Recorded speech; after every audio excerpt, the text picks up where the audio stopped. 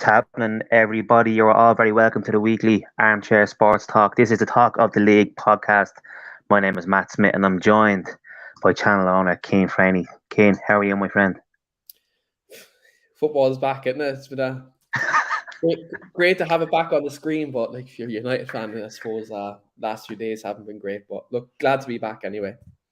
Yeah, it's good to be back. I suppose it was kind of mixed emotions for our teams. Like, I think Man United were probably expecting to win that game, first game back under Ten Hag. And then kind of Everton with the injury to Dominic Calvert-Lewin, we kind of didn't know how we were going to set up, and we were kind of hopeful of a result in that game more than anything else. And obviously with the injuries that we're going to talk about later on in the podcast, it didn't really work out that way. But listen, what we're going to do is straight away, we're going to skirt through the results. First weekend back in the Premier League. The first game back was Friday night. Arsenal with a convincing win. Arsenal actually looked really, really good. And 2-0 away win against Crystal Palace. Crystal Palace actually looked good as well, but I think Arsenal were just kind of slightly the better team on the day, and they ran out 2-0 winners. And then the first game on the Saturday morning was Fulham at home to Liverpool.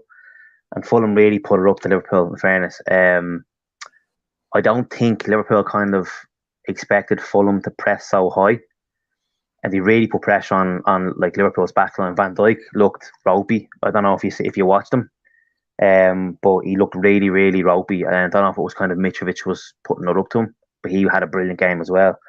I don't want to start saying can he do it in the Premier League, because this is probably his third or fourth crack at it, and he's got off to a good start. That's all I would say. We won't say he's cut out for it just yet.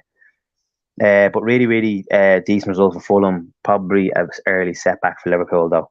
We're going to get stuck into them a little bit later on this as well. Really good, convincing win for Spurs, 4-1 at home to Southampton. Southampton took the early lead, but then Spurs just done what Spurs do and scored 4 goals. They look really, really good in the attacking third as well.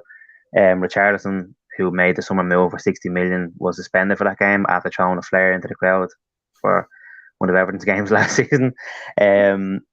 He was suspended for that game, but they have loads of options like Kulusevski, Son, Kane. Then they have Richarlison on the bench as well. Basuma didn't even play that game, so they look really, really, really good, and I think they're going to be my surprise package for this season, to be honest with you. Really, really convincing win for Newcastle, 2-0 at home to Nottingham Forest. I think Nottingham Forest would have been shell shocked. Newcastle could have won that game 6 or 7-0. They were that good. It's going to be interesting to see how well Newcastle do. I'm still not fully convinced that they're going to challenge for the European spots just yet, but it's a really, really good start for them. Clean sheet, 3 points, and the fact that he could have scored more goals as well, it is only a good thing as well for them. Leeds had a really good win at home to Wolves, 2 teams that I think are going to struggle this season. And I thought it was absolutely brilliant at the end of the game, Jesse Marsh and Bruno Lage having a set to on the sideline. I don't know if you've seen it. Basically, Jesse Marsh was right up in his face, and they were giving each other the finger and stuff like that. So it was a bit of a bit of an interesting one at that one. But listen, Pedro Neto needs to just get out of Wolves before the shit hits the fan. He's too good for that team. And Wolves have brought in Guido, I think his name is, from Valencia. Spent a few quid there. I've never actually seen him play. Apparently, he's a very, very good player, but like, it's a bit of a sinking ship at Wolves at the moment. Interesting to see how Leeds get on over the next few weeks as well. Bournemouth get the 2-0 home win against Aston Villa. Aston Villa are my team that I'm going for this season, Keane. I pick the team every season. Crystal Palace was the season before last. It was Burnley last season, and this season it's Aston Villa. They're spending an absolute fortune, and Steven Gerrard's getting away with it. I've seen a stat there during the week. He actually now has a worse record than what Gary Neville had at Valencia. Yeah, I've seen with that. Aston Villa. It's incredible. What's your actual, before we finish off these results, what's your actual opinion on, first of all, Steven Gerrard's job at Aston Villa so far, and then also, is he going to get enough time? Because they spent a lot of money. Now, granted, you could probably say 100 million of the money that they spent is from the Jack Grealish money the season before. But they spent a lot of money. They're very reminiscent of what Everton have done over the last 4 or 5 years. Spent a lot of money on aging players. They've 5 players on over 100 grand a week.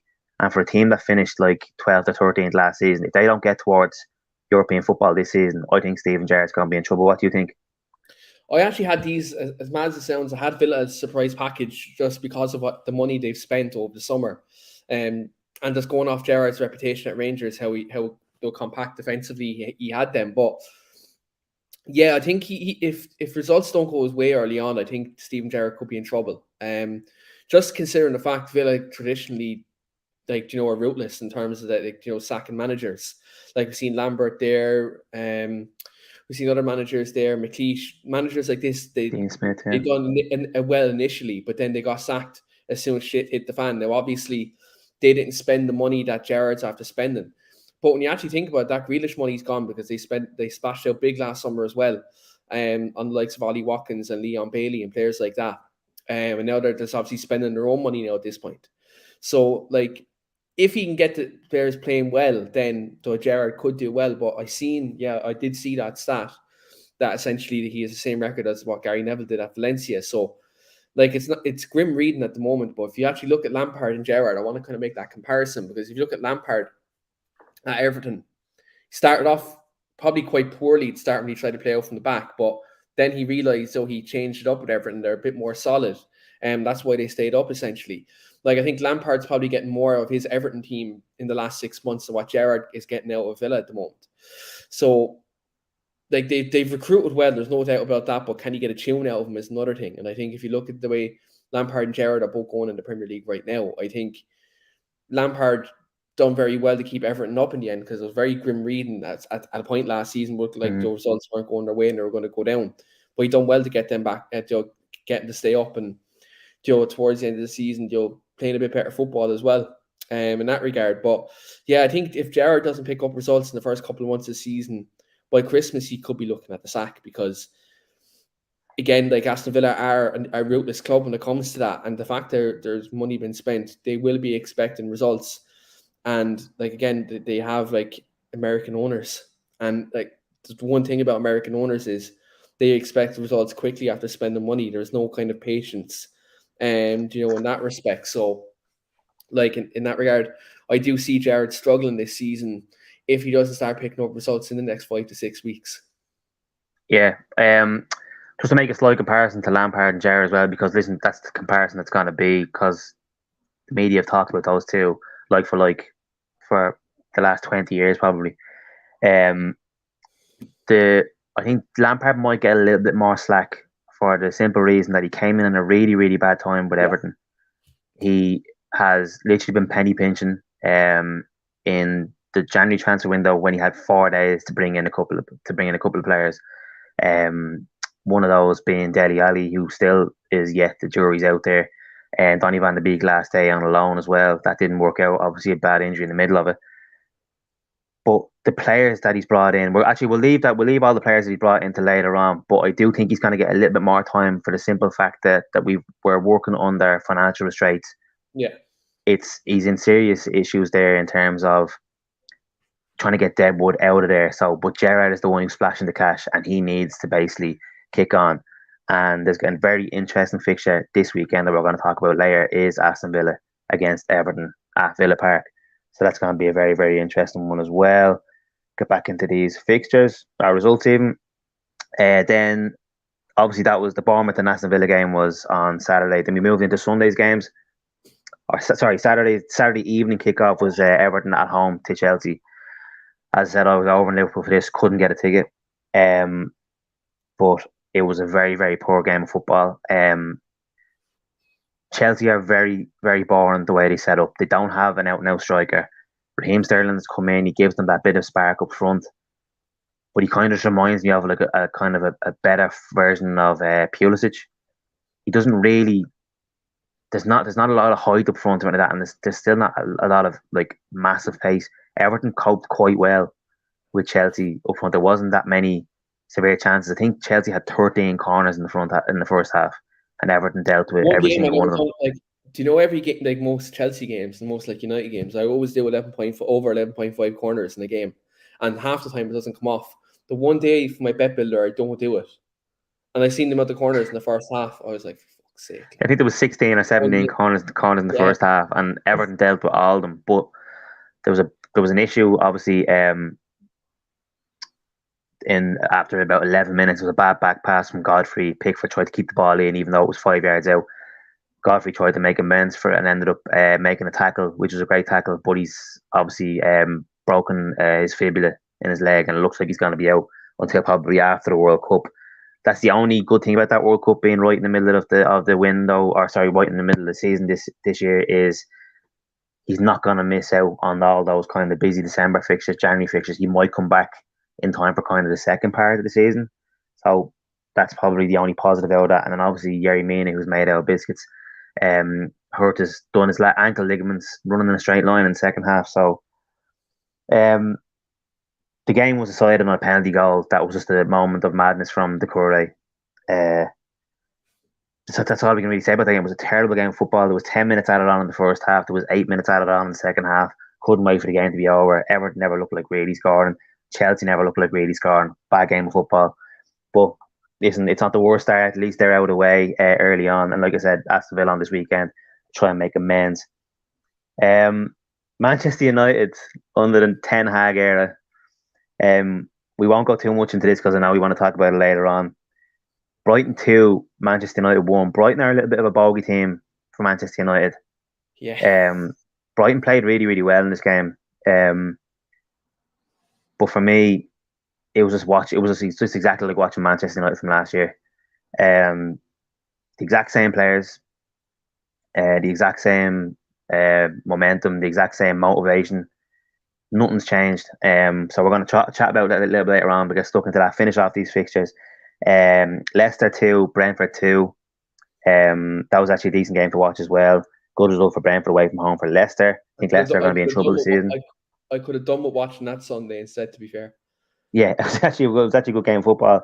I think Leicester are going to struggle this year, especially if they lose Maddison and Fofana late in this window when they don't have time to replace them. And I think Brendan Rodgers could be the first manager to get the sack if it's not going to be Steven Gerrard. Hopefully, fingers crossed. And then Manchester City 2, West Ham 0. The Haaland show. He's here after his bit of stick he took last week in the Community Shield final for missing that sitter. He laughed it off and he done the business there against West Ham. Injured Fabianski, and then 2 minutes later when Areola comes on, he gets a penalty out of Areola, takes the penalty himself, and then second half as well scores a goal for himself as well. Clean sheet for Man City. So we might as well start talking about the Haaland's debut, Keane. What did you make of it? And are you worried now as a Manchester United fan that they've taken a further 2 steps forward while Manchester United are probably taking 2 steps back? Looking at Haaland on Sunday was just like, it made me sick because 2 years ago we could have gotten for 15 million. Like Solskjaer had the body work done for that deal, and the Glazer said no, essentially, because there was there was obviously a clause in the contract they wanted that if Real Madrid came in, they'd be able to leave. So the Glazer said no, but yeah, like looking at Haaland, it's a brilliant signing for Manchester City because the amount of chances they create, and they scored so many goals doing a false 9 last season, and to see Erling Haaland come in like a serial goal scorer and like a brilliant character on the football pitch, and coming into City, it's frightening as a United fan because we're trying to rebuild, and if we're trying to catch City, it's going to be a tough task. But he's a brilliant signing. Like he's a brilliant signing. He's a brilliant player, and again, it shows the recruitment of Man City is it's always spot on. Like even if you look at the Calvin Phillips signing with Fernandinho retiring, that's a brilliant signing. They do a lot of data analysis for most of their signings. Like Sir Alvarez coming in, Joe from River Plate. Like City are very shrewd with their signings. That there's a plan, there's an idea there, and it's chalk and cheese. Because if you look at the way United signings are, like if you look at this summer, for example, like Ericsson on a free, I think that's a good signing. Young Malacia, a good one for the future. But like when you're looking at players, such as Rabiot and Frankie de Jong's not coming in, it seems like they're kind of pissing away their summer almost at this moment in time. And again, it's the same kind of ineptitude from United's board to kind of have a plan and have a structure. in place. Now you can argue with the Frankie de Jong one that's like Ten Hag is pushing the board on that one. Which, to be fair, like, look, Frankie de Jong would be a vital player in Ten Hag's system, the way Ten Hag wants to play. But like, when you look at the way Man City are, they're recruiting, it's the way Fergie and David Gill used to recruit years ago, picking out like these even not superstar players, but they come to United and they'd be, a perfect part of that system, and then they become that big name. Fuck off, Trevor. They become that big name at United. That's what Fergie Gill used to do years ago. And that's what City are doing now. They're not going out buying superstars, bar the exception of Haaland, obviously. Like Bernardo Silva, Kevin De Bruyne, none of these players were superstars before they came to Man City. Now they are, because how good they are. So, yeah, it's worrying. I suppose when you look at kind of how they're going forward, Pep signed the new contract. I think as a United fan, that's really worrying, because most of us were hoping he'd get sick of winning at City and then obviously go back to Barcelona or something, but it's not to be. It looks like Pep's going to be there for the long haul, and the fact they've that structure there, it could be a very long time, even with let's say if the Glazers leave for whatever reason and United could do a proper rebuild with a proper structure in place. It's going to be a good 5, 6, 7 years for us to catch that. It's very concerning. Yeah, and listen, the fact that they got Haaland for the price they got him for as well. United haven't had like an out and out number 9 striker since my living memory. I think it's been, when was the last time they had one? Lukaku, and they got rid of him as soon as they could. Cavani, you can say Cavani, but he's past his prime. I think if you look at like strikers in their prime at United, probably Van Persie was the last one we signed in their proper prime, but even then he was 29. Like, if you look at the way United are signing strikers in the last, let's say, 5, 6, 7, but you may as well say in the last decades post Sir Alex, the only striker we've kind of, the proper number 9 we've signed that's either a young project striker or someone near enough their prime was Anthony Martial. Like, we signed him as a project to be a striker for a certain length of time. But it's one of them where I think if you look at the way United are struggling to get into the top 4 in the last kind of 5, 6 years, we're signing stopgap strikers now. Cavani, Ibrahimovic, Gallo. Ronaldo wasn't a stopgap. Ronaldo was brought in basically City wanted him, but if you look at United's like strikers since Anthony Martial, who we signed back in 2015, it's been 30-plus-year-old strikers. We haven't signed anyone like in the ilk of a Haaland who's top class and can only get better, and there's more development in him. I think that's a massive problem. I know Gary Neville was touching on this the other day, like in the aftermath of the United game. I think like if you look at their I suppose their structure of signing strikers, we're not signing anyone who has development in them and who can only get better, who's not on the downside. I think that's a massive problem. If we want to rebuild, you can't be going out buying 30-plus-year-old strikers, because realistically, if you're looking at the Premier League, like bar your freaks like Ronaldo and Ibrahimovic who will get you 20 goals a season, regardless. It's not good long term. But I suppose if you're looking at the Glazers' point of view, they only give a shit about getting into the top 4 and getting that Champions League revenue to please the sponsors. So yeah, if we need to get a striker in, because I know that's a problem anyway we have this year, considering like the Ronaldo situation, he wants to leave, and then also like you have Cavani gone, Greenwood's out of the picture, he's gone as well. So like Martial's an injury, like he's very injury prone. So like United need to go into the market for a forward. And if you look at the way City have gone in and like Aguero left and they're after getting Haaland and Alvarez in, like that's unbelievable recruitment. Yeah, I think have United lost their pull in terms of players actually wanting to go there? I think obviously players want to play Champions League football, they want to play European football. United still have European football, but is it a case of nowadays that top European talents like the likes of Haaland, even like Nunes that went to Liverpool, who we're going to talk about now in a second, like if United came in for them, they wouldn't want to go to there. They wouldn't want to go to United if other teams are sniffing around them. Like, why do you think at this moment in time, Keane, that Arsenal are a better pull than Manchester United? And that's worrying if you're a Manchester United fan. I think the Like, project. I think the project that you're looking at Arteta's doing at Arsenal is much more appealing now. Obviously, Liverpool and City's, the way they're ran is much more appealing. I think United's pull, like the big name is still there, but I think if you look at without Champions League football, and if you look at United's results in the last 12 to 18 months, like there's not much structure there. There's not a style of play there yet. I know Ten Hag will implement that, given he gets the right players in. But the attraction of United isn't as big as it used to be, and it goes without saying that the last decade has been shambolic, with the way the club's been ran. And yet, like Trevor has a fair point. Like we've one striker, 37 years of age, and all the rest are wingers trying to be strikers. Like even at that, after Ronaldo, or like the only other striker we have is Charlie McNeil, and he's in the under 23s. But by the way, he's a fantastic young player, but the step from under 23 football to Premier League is astronomical. But yeah, like in terms of the pull of United, it's not as big as it used to be in the last 3 or 4 years, and I don't think that's down to I think it's down to the way the club's been ran, and people from the outside are seeing that even more in the last few years.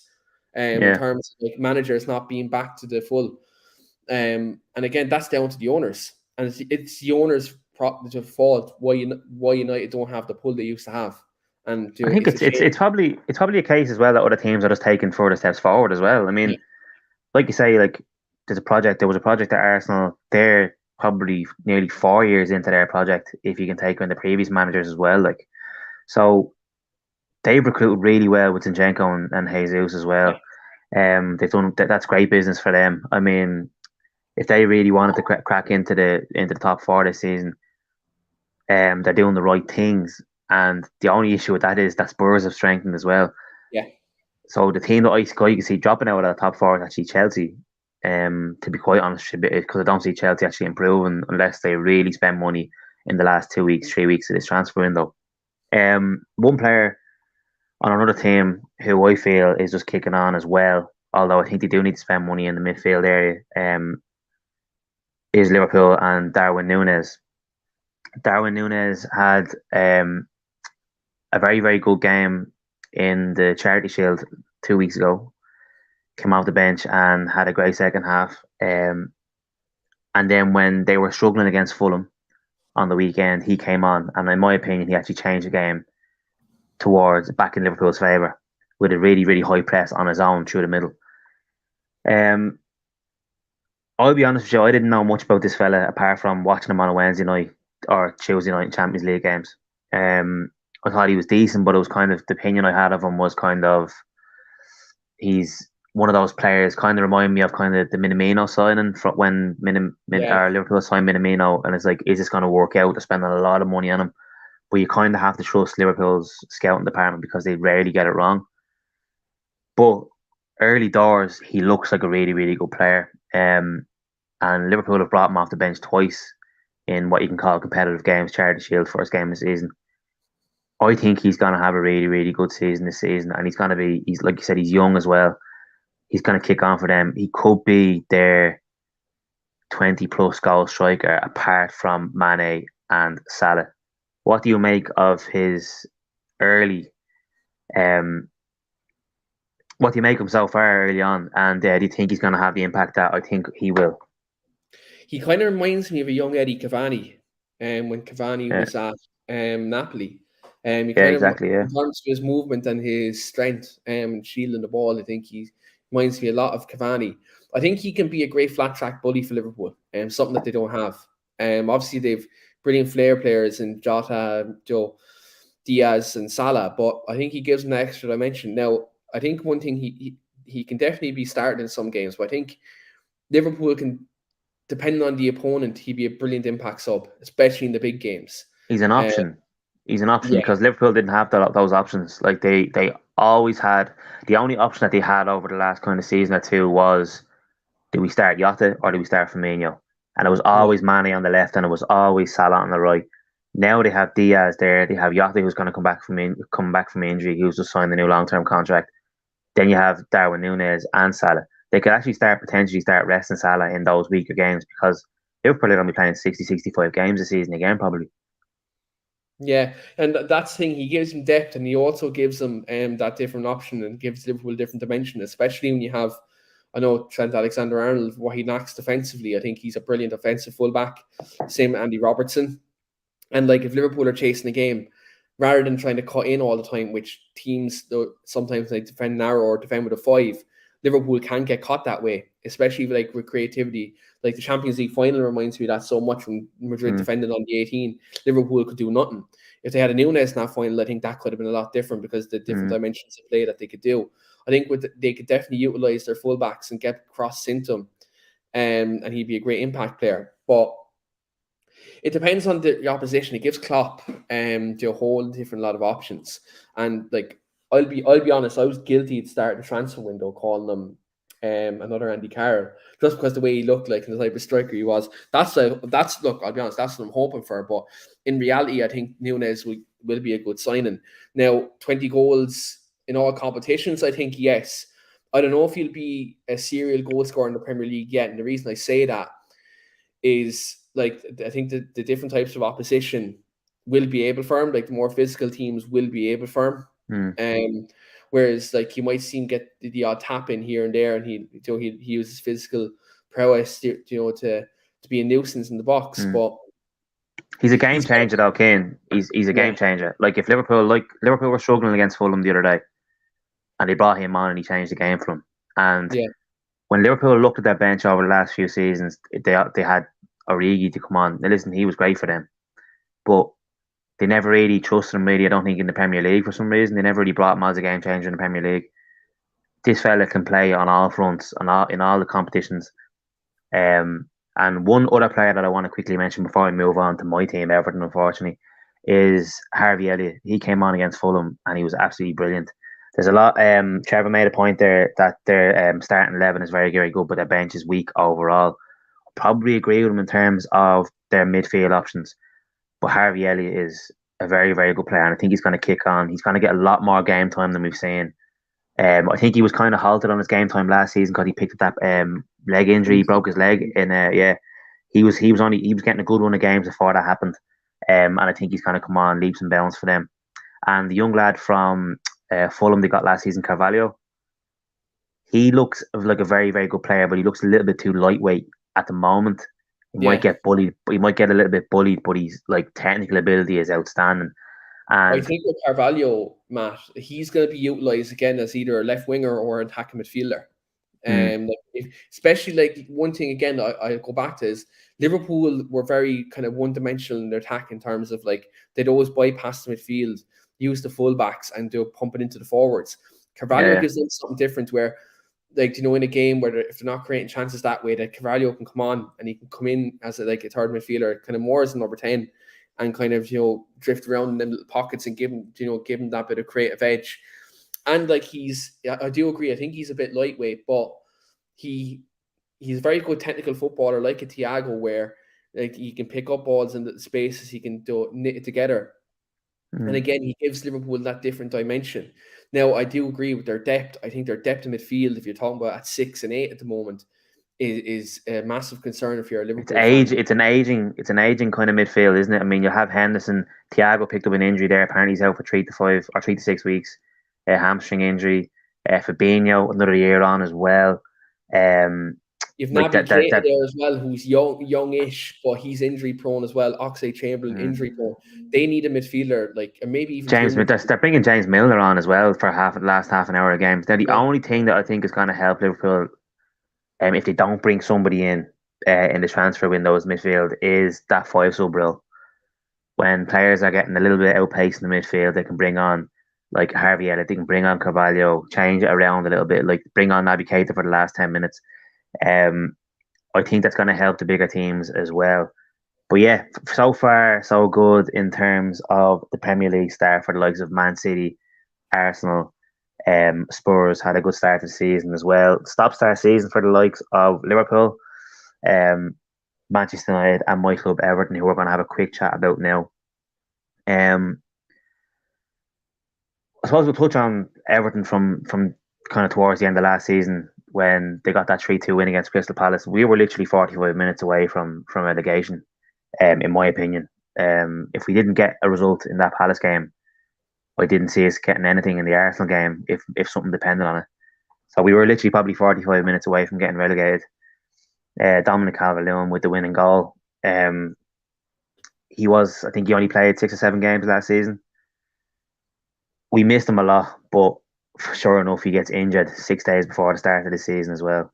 Everton's recruitment so far this summer has been quite surprising, and it's actually been quite. I'm pleasantly surprised by it, to be honest with you. They lost Richarlison, which they've still yet to replace, unfortunately. Hoping now over the next 2 to 3 weeks they'll do that. But they brought in Vinagre, who was actually bought. He played at Wolves, Sporting Lisbon bought him, and then they loaned him straight to Everton, which is a bit of a strange one. But that's cover at left back position, because last year you seen it that anytime when we had Luca Dean at the start of the season, when Rafa dropped him, we were playing Ben Godfrey at left back. And it just shifted the whole team out. Now we have cover at that position. Michaelenko can play as a left-sided centre half, and then we can play Vingare left-sided as well. So Tarkowski on a free from Burnley, Cody on loan from Wolves, because Wolves have reverted to a back four, and Cody is basically much better in a back three/back five. Dwight Mcneil from Burnley, still kind of on the fence with that one. I'm not sure if he's going to give us the output we really, really need. But apparently last season, in terms of crossing into the box, chances created, he was way up there. I mean, like top 3 or 4. So I think we kind of brought him in hoping Dominic Calvert-Lewin would stay fit. And there you have it, he's not fit. So we don't have a target man at the moment. We just signed Onana today, young Belgian midfielder from Lille. What's he saying now? Can we do relegation for Everton? He's Okay. It's a Premier League podcast, Trevor. We have to talk with Trevor, everybody. if you don't want it, you can go elsewhere. Okay, listen, this is my moment, and I'm going to take it. Apparently, we're bringing back. So, about 4 years ago, we sold Idrissa Gana Gueye to PSG, and we struggled to replace him ever since. So, what Everton have gone out and done is bring Idrissa Gana Gueye back. So apparently, he's going to be signed in the next couple of days as well. We probably are going to go into the Aston Villa game without a striker again. But Rondon is back. Super big Rondon is back after his suspension from getting sent off last season as well. So Everton clearly need a striker. It was very, very evident in the match against Chelsea. For both teams, Chelsea need a striker as well. But for Everton especially, Everton are solid at the back. I don't see Everton conceding half the amount of goals they conceded last season. I think they conceded 66 goals last season. I can see them probably conceding 45 goals or less, which is a massive improvement in my opinion. The signs of Tarkowski and Cody are going to be absolutely brilliant for that. Massive blow with Godfrey getting a leg break 10 minutes into the new season, and obviously Yerry Mina. But listen, I wasn't really hanging my shirt on Yerry Mina. Anyway, we've obviously bringing on Onana in and Idrissa Gana Gueye into the midfield. That shored up the midfield, which was a massive issue for us last season as well. And we still have the likes of Anthony Gordon, Demarai Gray, and now Dwight McNeil on the wings. We just need that focal point up front. If we get that focal point up front, I think it'll all kind of click into place for the way Frank Lampard wants to play. He wants to play those 2 wingers on either side, Michaelenko and Patterson, wing backs, going forward, whipping the ball into the box. But unfortunately, they're doing that at the moment, but they have nobody up there to get the ball into the box too. Michaelenko and Patterson flying down the wing, then kind of stopping and coming back. Obviously, we're playing against Chelsea there. They had Koulibaly and Thiago Silva who were just mopping everything up because they were playing against Anthony Gordon, who doesn't play that kind of number 10 role. There's talk of Amanda Brozier coming in on loan. I think Chelsea are kind of stalling on that one at the moment because they're kind of waiting to see what they're going to bring in over the next couple of weeks, because they've just let Timo Werner go back to RB Leipzig.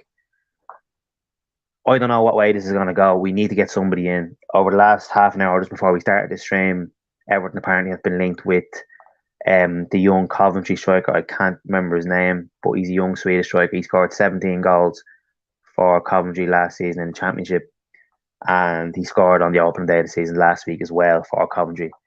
Never heard of him before, don't know anything about him. But if they can bring him in, he's only 17. If they can bring him in on a young fee, that's the type of business that Everton need to be doing. But I still think we need more. listen, if Dominic Calvert-Lewin comes back after the international break and he stays fit for 30 plus games this season, we'll be fine. What do you think in terms of what Everton need? I think, like I've just gone over there, I think in terms of the back line, the midfield, and the kind of wider areas with the wing backs and the kind of Anthony Gordon, Damari Gray, I think we're okay. I think we'll have a much better season in terms of that. But we're seriously lacking in attacking options, aren't we? Yeah, I think if you look at the loss of Richarlison, I think that's massive. Because like he's versatile as well as he could be on the right, left, or up front. Like he would have been someone that, like if a Calvert-Lewin did get injured, he could definitely go up top and he could be that kind of option. But like I watched the Chelsea game, the other day, and I think you're absolutely right. Like you didn't have that natural number 9 option where he could go up against a Koulibaly or Thiago Silva and be a nuisance. Yeah, we definitely could, Trevor. I agree. You didn't have that number 9 who could go up against centre back, hold up the ball, and bring players into play. You didn't have that on the other day, and I think like even if you look at some of the chances he created, you'd have someone to kind of when Mendy would save a ball, you'd have someone to go run in and get that happen. Mm. You don't have that gilt-edged striker at the moment, and you do need it. Like if you look at like other teams in the league, it looks like almost classic number 9s are coming back into fashion at the moment, and I think Everton need that. Because like I said, Calvert-Lewin's been riddled with injury in the last 12 months. Like, can Everton rely on that? Probably not. Like, especially if Lampard wants to play kind of a attacking system. The only thing with that DCL injury, which I'm half positive about, apparently it was like a clash of knees. It was a freak incident. It wasn't kind of like a reoccurring muscle injury that he's having. So it was just a training ground incident.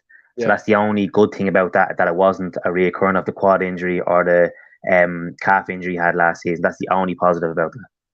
Yeah, 100%. That's the only positive about it. And like the thing about it is, the fact it's not a long-term injury. Like the fact he could be back after international break could help Everton. But I still think you do need a gilt edge number 9. Like even if you brought someone in, like a Danny Ings, a player of that ilk, a player like that, I think would be great at Everton. Like if you brought in, maybe if you looked at Jimenez from Wolves, someone like that, who can go in and challenge Calvert-Lewin and maybe, be that good option, when he gets injured. Because I think Calvert-Lewin is brilliant, he's brilliant at heading the ball, and especially if you're bringing in like Dwight Mcneil and you have Gray in the wings who are going to obviously cross that ball in early and beat that first man and get the ball in early. You kind of need someone who's good in the air and who's very strong in the box. So you kind of need to look at a profile like an Ings, a Jimenez, players like that, who can fit that profile of striker for Everton. But yeah, it is a position that needs to be filled, and I think Lampard needs it for his team to succeed, because like Anthony Gordon's a very talented player. I think look against teams that will play a back four, let's say against team play a high line, let's say he plays there, I think he could be good in the channels. In that respect. But you do need a striker. I think Lampard needs to be backed. But again, the fact that all the other teams in the Premier League right now are bringing in these classic number 9s, there's very few of them around at the moment now. They're like good top class classic number 9s, because you look at them now, Nunes, Haaland, players like that are all gone. Like Sesko is going to RB Leipzig. There's players like Nkunku who aren't leaving yet. So like even for international options to bring into the Premier League, they're either tied into a contract or are not willing to leave until next year after the World Cup. So like Everton could struggle to bring someone in between now and the end of the window. Now, Broja on loan would be a brilliant one. He'd be a brilliant signing, and he's brilliant for Southampton last year. But I think Everton, if they don't get one this summer, I think after the World Cup might be a good window for Everton to get a striker, because we always know from the World Cup, like there's always a gem that pops out of the World Cup. Do you know what I mean? From from a European country or from South America, and we might never have heard of them before, but like they could pop up after the World Cup. So like I think there is an opportunity for Everton to get a striker, but if I look at like options that are out there now, they might have to wait until after the World Cup before obviously they get someone in. If they do get somebody in, Keane, and it's like you say, it's not I don't think if they do bring somebody in, I don't think it's going to be kind of like a like for Dominic Calvert-Lewin, because I think they do need options as well. I don't think anybody is going to come in and kind of, when Dominic Calvert-Lewin comes back, they're just going to sit on the bench. Yeah. Brozier could come in and play off the left as well with Dominic Calvert-Lewin up front. He could be that kind of option as well. You could play the two of them up front as well if you wanted to. He provides Everton with a lot of options. But like you said, I think we just need a goal scorer because if you look at last season, bear in mind Dominic Calvert-Lewin was injured for most of it. Demarai Gray didn't score that many goals. Anthony Gordon only scored 4 goals. I think 2 or 3 of them was deflections. Like our midfield is non-existent when it comes to scoring goals. So we do need that output as a striker as well. But we just need somebody to score goals. Like Richarlison scored 10 goals in the season, 10 goals in the Premier League last season. A lot of them came late on. So I think if we can just bring in kind of, like you said, like someone like Danny Ings who knows where the goal is. Now I wouldn't want to bring Danny Ings because he's on 150 grand a week. I don't think he deserves that. He's not anywhere near that type of player. But someone of that ilk. Now, from what I've seen of this young Coventry striker, he kind of is that, and I think it's Everton kind of going down that route now where they bring in these kind of young, hungry players on low wages who they can bring in and maybe sell on in the future, kind of use Everton as a stepping stone. I'm all for that because that's what Everton used to be. Everton over the last 4 or 5 years have gone down this route of buying older players for an instant impact on massive wages on long-term contracts, and then when they realise how bad the situation is at Everton, they say, "Well, I've 3 years left in my contract at 120 grand a week. I'm not going anywhere." You've seen it with St. Tosin. You're seeing it now with Andre Gomez, who has 2 years left in his contract on 100 plus grand a week, and he's going nowhere. Why would he go anywhere? Because nowhere else is going to give him that contract. You can't blame him. That's Everton's fault. That's not the player's fault. So it's going to be really interesting to see what Everton do over the next couple of weeks. But we are going to get stuck into your team now for the next 10 minutes. We might do well to keep it to 10 minutes. But listen, Manchester United. I just want to, I'll let you have a quick chat about them, but I do want to kind of go through Manchester United starting lineup. Where's the results? Lineups. So David De Gea, Dalot right back, Maguire, new signing Martinez, Luke Shaw, Scott McTominay, Fred, Bruno Fernandes, Sancho, Eriksen as at number 10, and Rashford out on the left hand side was the starting lineup. So you have 2 new signings in there as Martinez and Eriksen. I think Eriksen was played in the wrong position from the start of that game. Yeah. I think you're not utilising him as a player there whatsoever. I think Martinez was kind of a bit of a baptism of fire there as well. I hope it's not going to become a case where Ten Hag feels he needs to play Maguire. You have Varane on the bench there, as well. Like Martinez was very, very lucky not to give away a penalty as well. Like charging into your man's back there as well. That could have been worse for him. But like I said earlier on, Keane, it's the exact same mentality from the players who were there last season. Nothing has changed. I know Ten Hag has came in kind of early enough. He's had a good preseason with them. They played really, really good football in preseason that we talked about previously as well. But it's like first game, Ten Hag, Old Trafford against Brighton. Yes, dodgy team, but they just didn't want it. Brighton wanted it much more than Manchester United. And what do you feel Ten Hag can do over the next few weeks? Especially, listen, let's say the transfer window is already closed and this is the squad you have. There's not much you can do with that current crop of players, is there? No, I think there's not much you can do. I think, like, if you look at the current crop of players, I think up front we're a bit light at the moment. Just to the fact that obviously we're not, like, Martial is very injury prone, played very well in pre-season, but like again, he always picks up the odd muscle injury. I think Cristiano, being unhappy, that's a problem. If you look at the midfield, if we don't sign anyone between now and the end of the window, which I do believe we will, I do believe 2 names are going to come through the door from what I've been hearing. Like our midfield is probably the weakest spot of our team. Like Fred and McTominay play in midfield. Like if you look at the 20 teams in the Premier League, I think Fred gets into a good few of them, but Scott McTominay doesn't. I think he's very basic as a midfield player. I like Fred. Fred's a good player. I just think he's being let down with the players around him. I think he could be utilised a lot better, to be honest with I you. think he could. I think he could. If you put Frankie de Jong beside Fred, he won't be as bad. I think if you look at McTominay, I think he doesn't get into most Premier League teams. I think it's criminal that he's starting for United at this moment in time, like 3 or 4 years into his time at United, and he's massively underachieved. I think it's maybe criminal that he's playing. I think if you look at the fullbacks, I think Dalot, he tries, but like he struggles in there. I think Luke Shaw has had enough chances for me. He's massively inconsistent, and we do have a young left back in Malacia who's very good at overlapping, and I think he could get more. We can get a lot out of him and develop him over a couple of years as a left back. But if you look at the current players who've underperformed at United, like the Freds, McTominays, Dallots, I actually don't think Harry Maguire was too bad on Sunday. It was just for that particular goal where Welbeck bent his run, his position probably could have been slightly better.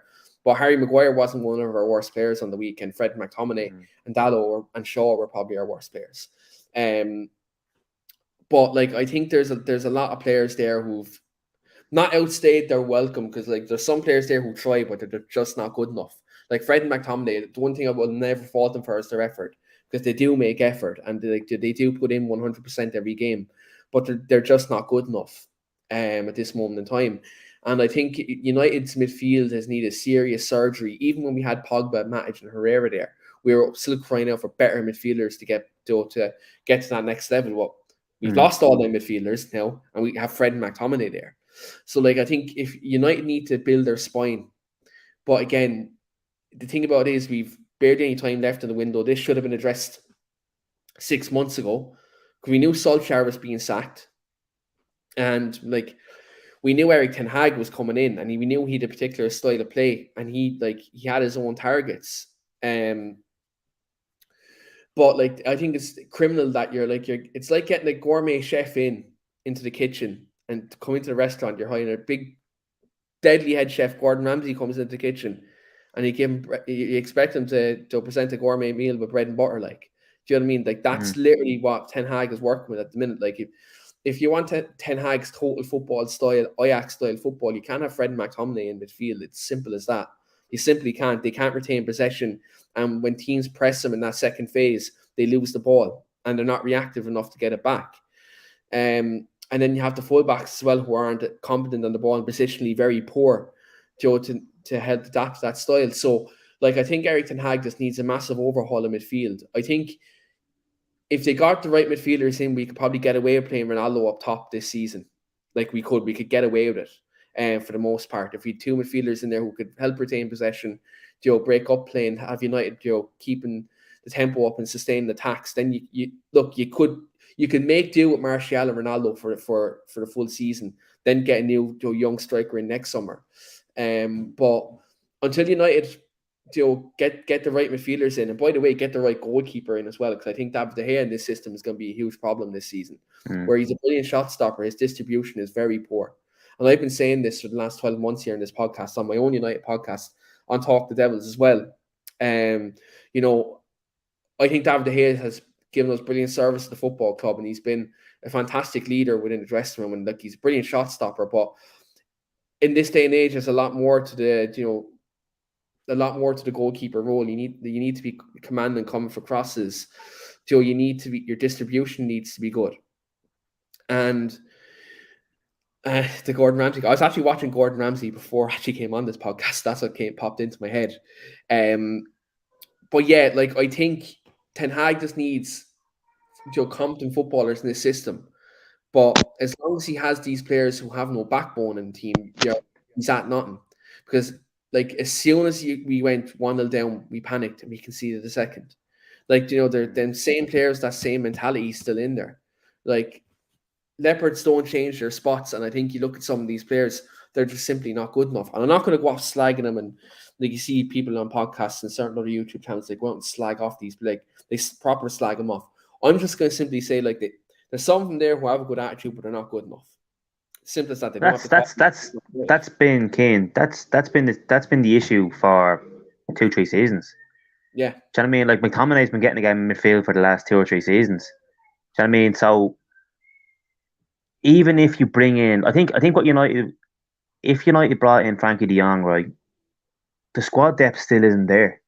If Frankie de Jong picks up an injury, you're back to playing McTominay. Do you know what I mean? Like if you bring in Rabiot as well, yes, it makes it a lot better, and then you have Fred in there as well. But the squad depth, like if United pick up an injury anywhere across the whole field, it's a disaster for them. They've no squad depth whatsoever. Well, So the I fact think, we lost 8 players in the summer. We lost 8 players. Now, granted, there's a couple there who weren't playing football anyway, like Juan Mata and players like that. Jesse Lingard, they weren't playing ball, but like Lingard, they were there as an option in the squad. We lost Paul Pogba. Whatever you say about Pogba, like in his attitude, which look, to be fair, we all know what the story is with Paul Pogba and Man United, but he was a brilliant footballer, and we haven't replaced him yet. I know Eriksen's come in, but he's more of a Juan Mata, Jesse Lingard replacement, as a number 10. Backup number 10 to Bruno Fernandes. Like Donny van de Beek, I just don't think he's cut out for the Premier League. I simply don't. I watched him at Everton, I watched him at United. I don't think he has the athleticism to be a proactive midfielder in a Man United midfield.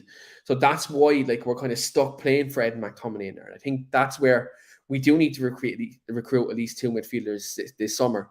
And I think if you look at Frankie de Jong coming in, I think he's integral to what Ten Hag wants. But even if Frankie de Jong does come in, you're right, we do need another midfielder. Like Rabiot's going for 20 million. So I think de Jong and Rabiot make our midfield a lot stronger. And then obviously you do have Fred there, who I think if you're out the two, McTominay and Fred, I would keep Fred, to be honest. I think there is something about him there, but I think with the deficiency of McTominay and beside him, I think we don't see the best of that. So I think James Garner, I think, deserves a chance in there. He was brilliant for Forest last season. The fact he's in their squad, I would be playing him ahead of Scott McTominay because he's competent on the ball. He can win a tackle, and positionally, he's much more astute than what Scott McTominay would be. And from a technical standpoint, he's a lot better. And he's a couple of years younger than Scott McTominay. So the Scott McTominay project, I think, kind of has to end. The talk about him being a young player, that's kind of nonsense at this moment in time. He's 26 now. He's kind of you're out of that stage of being a young player. If you haven't showed it by now, I think he has to be dropped and eventually sold. Because I don't think he's the level. We want to rebuild and we want to get back into the top 4. He can't be a player that's playing 30 games a season. That can't happen. but you have to ask yourself the question. I get asked that question all the time about Tom Davies with Everton. I'm not comparing Tom Davies to Scott McTominay. I think Scott McTominay is a better player than Tom Davies. But would Scott McTominay get a game for any team that finished ahead of United last season? What? Sorry. So would Scott McTominay get a game for any team that finished ahead of Manchester United last season? No, not a chance. Well, there you go. That's your answer. So he's obviously not good enough for Manchester United because Manchester United want to be back in the top 4, top 3, top 2. So there's your answer. So even stuff like this, like Witterbird and Trevor are making comments here as well. Sancho made an effort, then went 1-0 down and lost his confidence. That can't happen. Your Manchester United playing at home against Brighton, this squad's confidence is absolutely shot in this last 12 months. Last season was a disaster. It was an absolute, utter disaster. Between Solskjaer, Rangnick, and some of the players down in tools. I think Jaden Sancho is in a bit of a... I think Jaden Sancho is a difficult one because he's coming over from Bundesliga, a much kind of slower paced league. Albeit he has experience playing in England, but not in the Premier League though. So I think there is an adjustment period there, but I think there's a player in him. He showed in periods last season that there is a player there. I think in a much more structured system, we will see the best of Jaden Sancho without a doubt. I think United's current system at the moment, there isn't really anything there at the minute. Now in pre-season, I could see what some of Ten Hag's ideas, but again, we need to get the relevant personnel in midfield for United's system and our attacking players to show their strengths. It's no coincidence when last season when Sancho went off in England duty, he was playing unreal. When Bruno goes to Portugal, he plays a lot better. Our forward players play a lot better with their country than with United. Why is that? Because United's midfield and fullbacks can't retain possession. And that's why our forward players, that's why our forward players don't achieve as much, because our midfield is so bad. Our midfield is so bad that the forward players are looking average. Like Cristiano Ronaldo, I can't believe that he scored 24 goals in United's team last season, considering how poor we were. So like that's where I look at our midfield, and it's a massive, massive problem. And like you look at Brighton, by the way, without Basuma in there, without Basuma who's gone, without Cucurella, and they just dominated every area of the pitch. But again, that's hats off to them because they were very well structured, and they pressed really well. They knew when to press. They knew when to like. I've seen it so many times. They used Dalot and McTominay as a trigger to press. They kept using them two as a trigger, and then that's when they went into that next phase, that press. So, like, I think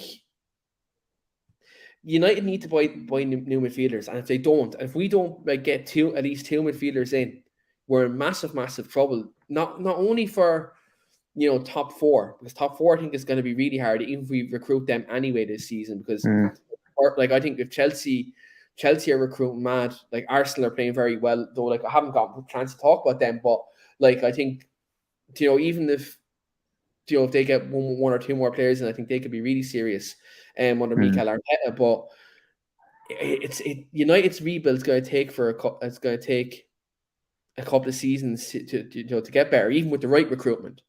But again, question there for you in the comments there, Keane, from Wilbur there as well. How do you feel about Terrell not getting a shot over Shaw?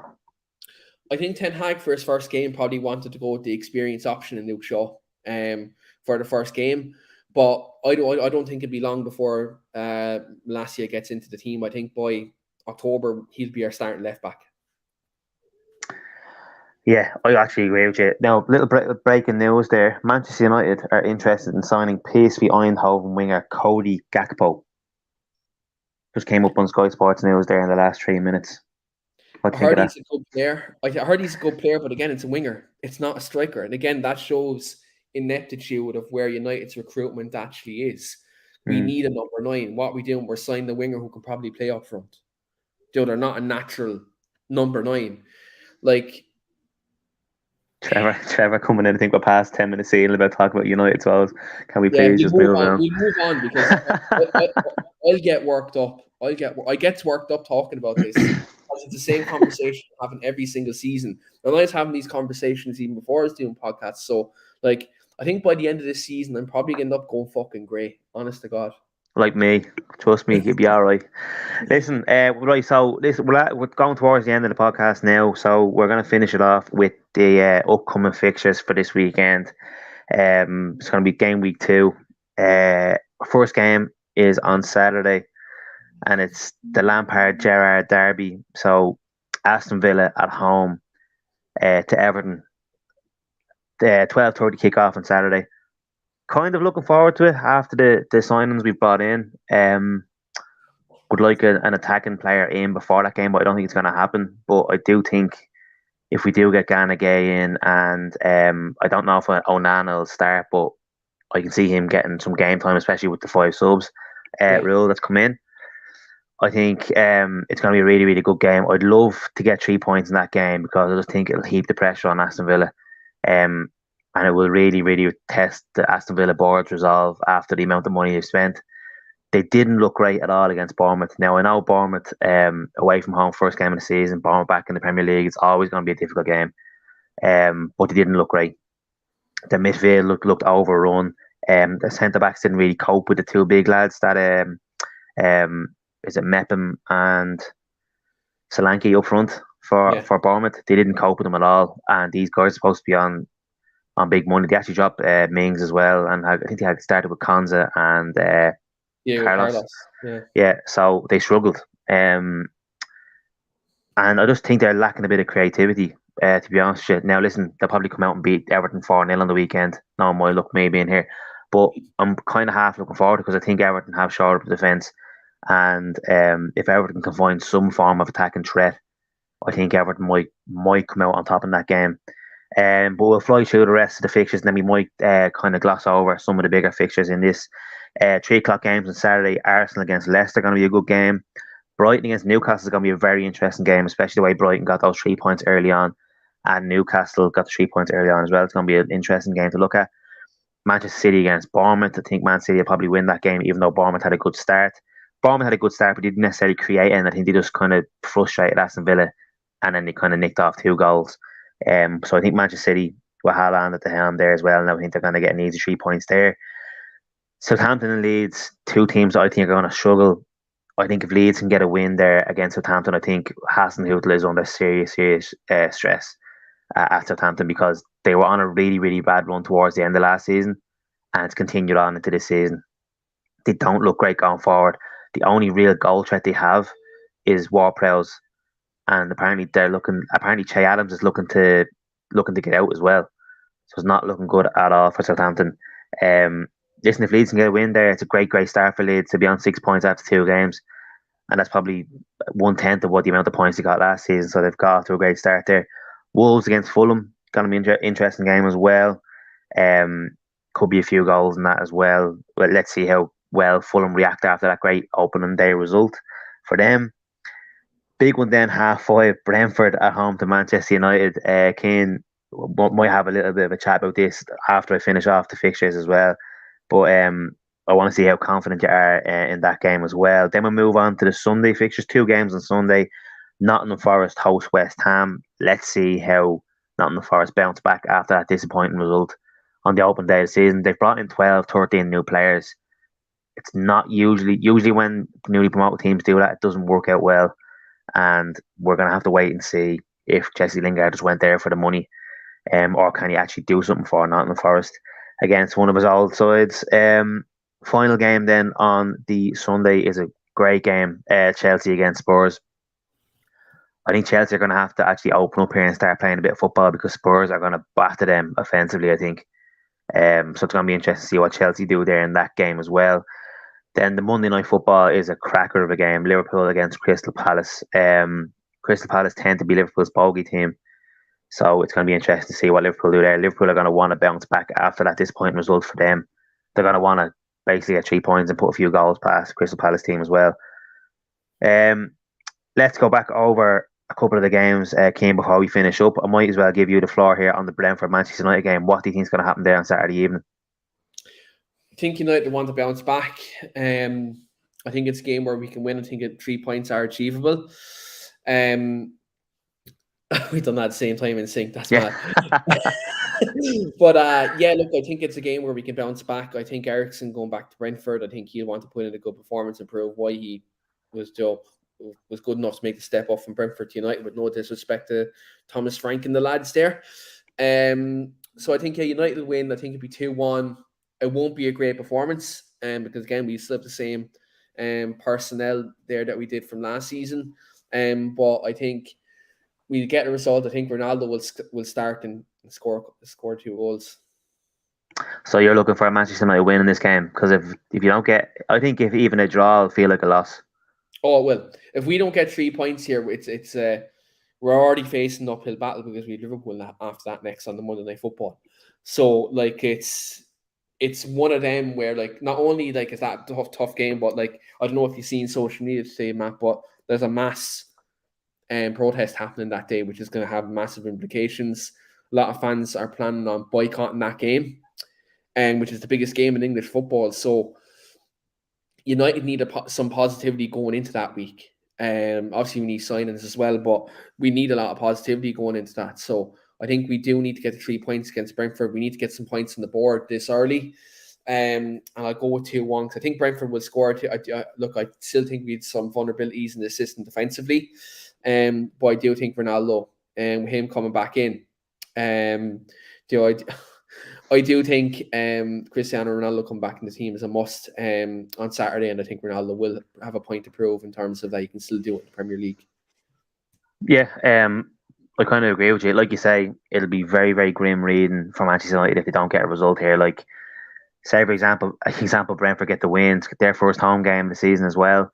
A bit of feel good factor around there as well. Like, De Silva came off the bench for Brentford, who was injured for the majority of last season. He's a very, very good player, and he's basically a straight swap for Christian Eriksen. Came off the bench and scored for Brentford. He's a threat for them, and Brentford still have that kind of free-flowing attack and threat. I think it might be a long season for Brentford. They have to be careful of that second season syndrome, but these are the type of games that Brentford do well in. Remember the game last season where they beat Chelsea 5-1 at Stamford Bridge as well. So Yeah. they do have that threat against them. But like you say, like Manchester United could be on 0 points after 2 games going into that Liverpool game. Could be a long way back for Manchester United. I mean, you don't want to be 9 points behind. You don't want to be nine points behind first, second, or third. 3 games into the season, it's definitely not the way Manchester United want to go. Another game we'll have a quick look at is going to be the final game on the Sunday, Chelsea against Tottenham. I think if Tottenham can get a result here, a win, I know it's very, very early doors, but I can see them being the team that can kind of challenge that kind of second place. If Liverpool or City are going to flounder here this season, the gap is big from last season. I think it was 13 or 14 points between second and third place, maybe even more than that. But I think out of the 3 teams that are chasing Liverpool and Man City, Spurs, Chelsea, and Arsenal as it stands, I think Tottenham are probably better equipped in terms of an all-round squad. Conte's first full season, he seems to have gotten what he wanted in terms of the transfer market. I think they're best equipped, followed by Arsenal and then Chelsea. I think Chelsea are going to fall out unless they get a prominent number 9 striker. If Chelsea play like they did against Everton, I think they'll be overrun, and Spurs will pick them off. That's just my opinion of what I've seen from the eye test on the first couple of games. What's your opinion on that game? And do you share the same opinion of me in terms of Spurs and Chelsea? Chelsea being the team dropping off and Spurs being the team probably to challenge Liverpool and Man City. I think at the moment, if you look at the way the recruitment's gone, I think Chelsea getting Koulibaly into bringing brilliant signing. I think Sterling's a good signing. But like if I look at like the way Spurs have recruited this summer, it's been exceptional. Like getting Romero in, I think permanently is fantastic. Kulusevski permanent, brilliant. Richarlison, I know you won't like that one, Matt, but I think that's a great signing. Kane and Son obviously staying there. For the first time since about 2011, Spurs have depth up top, and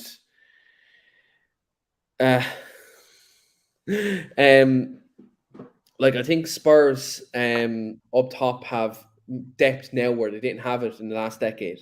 Like back when they were in the Champions League, like a decade ago, when they had Bale, Pavlyuchenko, Crouch, Defoe, Robbie Keane, like they had massive depth in their front line. Then since then they haven't had that. Now they don't just have to rely on Kane and Son. They can rely on Richarlison, Kulusevski, Lucas Moura. They have that bit. They have that bit of depth there now, and I think that's where I think could, like as you said, I think that has where Spurs are best equipped to probably try to break the top 2 this season. However, if Chelsea go out and get Frankie de Jong and they go out and get a striker, I think that can drastically change. Because I still do think like Arsenal have recruited well, but I think for me Chelsea have Thomas Tuchel, and I think he's I had my doubts about him, but I think he's a brilliant coach, and when it comes to getting results, he can grind out results. I think Arsenal, maybe Europa League football. I think Europa League football may hinder him. I was named after him. Yeah. I think Europa League football could maybe hinder Arsenal maybe in the second half of the season, just due to squad depth. But I think, look, they have a good young squad, and I think maybe not this season, maybe the season after, I think they could break top 4 because they've recruited well, and like they've great young players at Arsenal. But I just look at the depth of Spurs and Chelsea, and they're probably better equipped to finish in the top 4 this season. But again, I think with this particular game, though, the fact it's so early on in the season, I think, like as Trevor said, it has draw written all over for me. Just because Chelsea be at home at Stamford Bridge, it's no, Keane was named after Eric Cantona. Like the fact that Stamford Bridge, Chelsea are usually good at home, they're compact. I think it will be a draw. However, if, as you said, if Spurs win, I think that's a massive statement for Antonio Conte era at Spurs, and could really just send them a message to the rest of the teams in the league. But me personally, again, as a United fan who has false dreams of getting back into the top 4, I call them false because right now there isn't a hope for me really. But I'd like to see this be a draw, but I actually do think it'll be a draw, and just because I think Chelsea aren't often beat at home, and I think Spurs' record at Stamford Bridge as well, consequently, isn't great either. And the fact second game of the season, I think it will be a draw. Yeah, I think there's a few factors in it. I think obviously like Spurs want to make the statement. Conte's one are gonna stick two fingers up at Chelsea as well, and there's no better way to do that as going there and getting a result. That's it, guys. That's all the upcoming fixtures for this weekend. We will be back again next week at some stage as well to cover the upcoming fixtures and go through the results. Thanks very much to Keane for jumping on as well at late notice. Really appreciate it, Keane. Everybody that was in the comments as well, Trevor, Witterbird, all the guys earlier on as well, Brush and Eagle Eye Football for coming into the comments. Really, really do appreciate it. Keane, have you got anything coming up on the weekly Armchair Sports Talk the guys need to know about? Yes, look, United podcast, and we'll be back Thursday night, and we'll be previewing the Brentford game in great detail. Have a good panel coming up for that as well, so do check that out, and obviously check out the weekly Steel Chair podcast if you are a wrestling fan. That'll also be out Saturday. I think I might be jumping on that as well, so do check that out, and subscribe. So we've a lot of plans, a lot of guests coming up. If you're a Man United fan, there's a lot coming up in the channel. Obviously, with us being the Europa League, unfortunately this season we're more or less going to have a show maybe every 2-3 days. Obviously because Thursday, Sunday, and obviously previews and reviews of games. So do check that. And obviously talk league as well. We've a lot of unlike last season, we're going to have more people on. It's going to be more of a panel based podcast. Again, as Matt said, it was a bit last minute this week, but throughout the season, we'll not only have like Everton United fans on, we have Arsenal, Chelsea, Spurs, Liverpool, any type of fan out of the 20 teams in the Premier League. We're even going to get a Forest fan on at some stage this season. I know it won't be Mark Goldbridge either, by the way. So in that respect, guys, do hit that subscribe button. We do really appreciate all the support. And thanks very much, Matt, for having me on this evening. No problem, Keane. Thanks so much for jumping on as well. Yeah, guys, thanks so much. Make sure you go check out all the United content and the weekly or the Steel Chair. I always get that one wrong, Keane. The Steel Chair, the weekly Steel Chair podcast that's hosted by Reese as well. So make sure you guys check that out. Dimes and Buckets will be back as well, I'm sure, later on in the year. That's the basketball one that Greg and Rach do as well. There's loads of different content on this channel. Soon. We literally have every single sport on here. Yeah, exactly. Yeah, so make sure you check everything out, guys. Subscribe to it. Make sure you like the stream. Thanks to everybody as well for the comments. Thanks again, Keane, and we'll see you again next week.